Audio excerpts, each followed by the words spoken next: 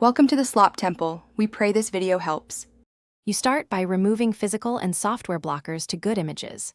First, power down the phone, then gently clean the lens with a microfiber cloth and blower. This removes haze and smudges. Once done, boot and check for Android and camera app updates, because software patches often fix exposure and focus bugs. Make sure you have at least 1 GB free and close background apps to prevent CPU throttling. This improves processing speed and reduces noise in low light. You now dive into camera controls to shape image quality. Open Pro or Manual mode and lower ISO to reduce noise, then lengthen shutter when stable. Meanwhile, set white balance for accurate colors.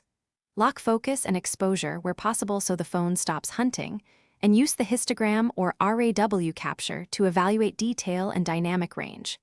If HDR or stabilization causes artifacts, toggle them off, make incremental changes, and reset camera settings only after you finish by validating results and addressing stubborn problems. Test the camera in bright, indoor, and low-light scenes to confirm consistent improvement. Use a tripod or timer to eliminate handshake blur. Compare native shots to those with filters and enhancements so you can see trade-offs. If you still see blur or color shifts, clear the camera app cache, then data.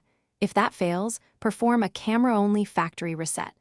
If problems persist after that, contact service. Your lens or sensor may need repair.